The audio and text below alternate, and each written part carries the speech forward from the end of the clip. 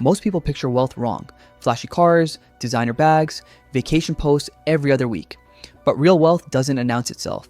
It hides in quiet choices, boring habits, and a calendar you actually control. The loudest money is often the shallowest. The people with actual wealth optimize for options, not optics. Today, I'll walk you through 7 subtle signs. Someone is secretly wealthy, the kind you can spot in real life, not just on social media. By the end, you'll know exactly what to look for and, more importantly, which habits to copy. My name is Ivan, and I help people understand the psychology and mechanics behind building real wealth. If you're tired of wondering why your bank account never seems to grow despite making decent money, make sure to subscribe to the channel and hit that like button if this video helps you figure out where you've been going wrong. Here's why this matters. Wealth isn't about income, it's about behavior. 2 people making $80,000 a year can live completely different financial lives. One is stressed, over-leveraged, and stuck. The other is calm, liquid, and building options. The difference shows up in patterns, not paychecks. If you can recognize those patterns, you can replicate them. Let's get into it. Sign 1. They're quiet about money. Wealthy people don't broadcast income. No flex posts, no humble brags, no guess how much this costs energy. If you ask how they're doing financially, you'll hear doing fine or can't complain.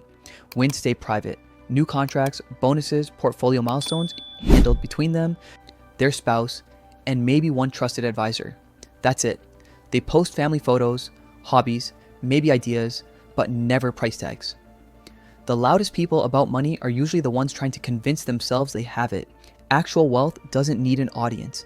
Here's the psychology. Attention invites pressure. Pitches, favors, assumptions about what you can afford or should contribute. Privacy protects optionality. No one knows your ceiling, so no one adjusts their expectations of you. Boundaries keep life simple and decisions clean. You'll see quiet generosity instead. Bills paid on time, commitments met, no drama. Their wealth shows up as composure and follow-through, not captions. If someone never talks about money but always seems calm when it comes up, that's your first signal. Sign 2. They drive an older, paid-off car. Real wealth doesn't show up in the driveway. They choose reliable, modest, and fully owned. No monthly payment, no performance package to impress strangers at a red light. It starts every morning and blends into the background exactly as he intended. They understand cars are tools, not trophies. The sharpest depreciation happens in the first 3 years. They let someone else eat that loss. They buy later in the curve, inspect well, and drive it for a decade. Insurance is lower, registration is simpler. Repairs are predictable. No rolling financial surprise every 6 months. When income rises, the car doesn't. That's a tell. Most people reflexively upgrade when they get a raise. Wealthy people keep the same keys and let the extra cash compound. Appearance isn't the goal. Dependability is. A clean, well-kept older car says, I value outcomes over optics. It parks anywhere without anxiety and draws zero attention, financially and socially safer. Replacement only happens when repairs exceed the car's remaining value or safety becomes a question. No celebration, just a calm switch. From the sidewalk, it looks boring. On the spreadsheet, it's a compounding decision. Fewer fixed costs, more investing capacity, more freedom. Sign 3. Picky on small purchases, calm on big needs. Under $100, they slow down. Compare models, read reviews, check return policies, wait for a sale.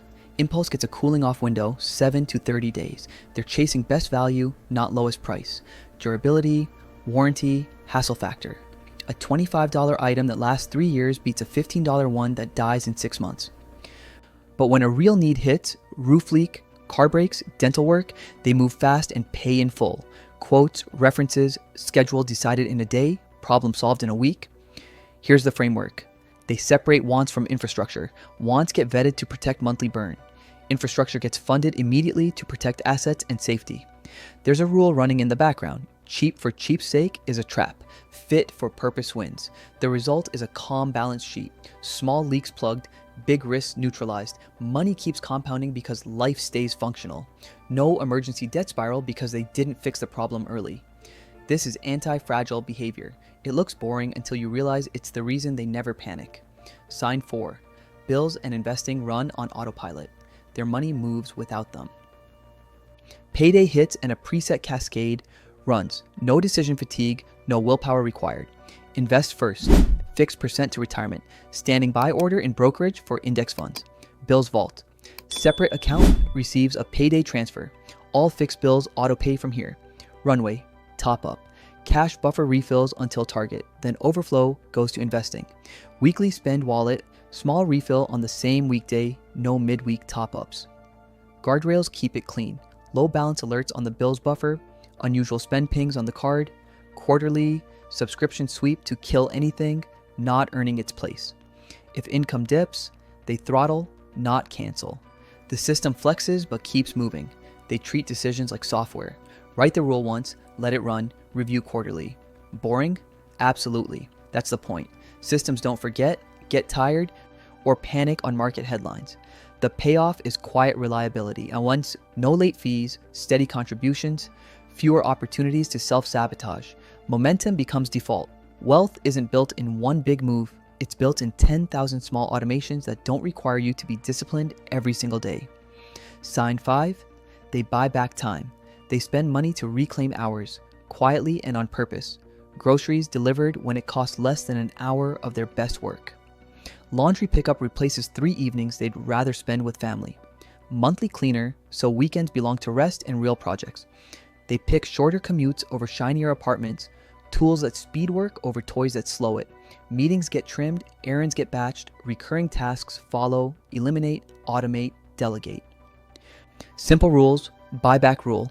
If the service costs less than your effective hourly rate, outsource it.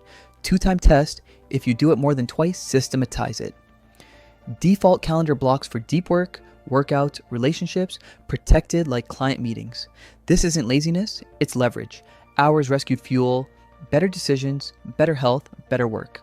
The ROI shows up as clear thinking, steady sleep, and output that actually moves the needle. They don't broadcast it. No look at my private chef flex. Just a calmer calendar and a life that runs on time. Time first, things second. That's the tell. Wealthy people understand time is the only asset you can't get more of. Sign 6. They think total cost, not sticker price. They don't ask how much is it. They ask what will this cost me overall? Money, time, effort, stress. They look at the full life cycle. Purchase price, upkeep, fees, interest, energy use, time to maintain, eventual resale or disposal. They plan the exit before the entry. How long will I keep it? How easy is it to switch later? What's it worth when I'm done? They factor downtime and hassle into the math. If it breaks, how disruptive is that? If it needs attention, how many hours does it steal? They value reliability over novelty, simplicity over complexity. Fewer moving parts, fewer surprises, fewer regrets. They watch for quiet recurring costs, subscriptions, renewals, add-ons, and make sure each one keeps earning its place. They protect optionality. Choices that are easy to reverse beat choices that trap you. They'd rather pay for flexibility than flash. With this lens, cheap isn't always cheap and boring often wins. Fewer mistakes, cleaner outcomes, more capital preserved for things that actually compound. They buy results, not price tags. Sign 7. They control their calendar. Their schedule looks calm even when life is busy. They decide what gets time, when, and how much. They say no without guilt. Social plans, extra meetings, random favors, filtered by priorities, not pressure. Days have blocks that repeat deep work. Health, family, rest. These are appointments with themselves and they keep them. They add buffers on purpose. Travel isn't back to back, errands aren't crammed, room for delays, urgent doesn't rule everything. They separate real emergencies from noise and protect the plan. They reduce decision fatigue. Fewer apps, fewer commitments, fewer maybes. If it's not a clear yes, it's a no for now. They buy back time when it makes sense. Deliveries, batch cooking, simpler routines, so attention goes to what matters most. Money follows a well-run calendar. Freedom shows up first as time you actually control. If someone's calendar is calm and their priorities are clear, they're either wealthy or on their way. Most people let their schedule happen to them. Wealthy people design it. Sign 8. They track net worth, not income. Wealthy people stopped celebrating paychecks years ago. They track one number, net worth, assets minus liabilities, updated quarterly, sometimes monthly. Not obsessively, just consistently. They know the exact figure, not ballpark, not roughly. The number, because net worth is the only scorecard that matters. You can make $200,000 a year and have negative net worth if you're drowning in debt and lifestyle creep. You can make 60,000 and be worth $500,000 if you saved hard and let compounding run. Here's what tracking does. It exposes the truth. Income feels good. Net worth tells you if you're actually winning. Raise your income by 20% but increase your spending by 25%. Net worth drops. That's the wake-up call most people never get because they're not looking at the right number. Tracking also creates identity shift. You stop thinking like an earner and start thinking like a builder. Decisions get filtered through one question. Does this grow the number or shrink it? New car lease? Shrinks it. Extra mortgage payment? Grows it. Vacation on credit? Shrinks it. Maxing your 401k? Grows it. The rhythm is simple. Every quarter, open the spreadsheet. List assets, cash, retirement accounts, brokerage, home equity if you own. Subtract liabilities, one mortgage, car loans, credit cards, student debt. Done. Watch the trend line. If it's up and to the right, you're winning. If it's flat or down, something's broken and you fix it now, not later. Wealthy people don't guess if they're getting ahead. They measure. And measurement changes behavior faster than motivation ever will. Real wealth rarely looks impressive in the moment. It feels calm, simple, repeatable. Quiet choices stack over years. An older car, clean bills, money on rails, time you control. Nothing flashy, just fewer leaks, fewer fires, more options. If a few of these signs showed up in someone you know today, you're seeing the real thing. And if a few showed up in your own life, you're closer than you think. Keep the habits boring and the life meaningful. The numbers will follow.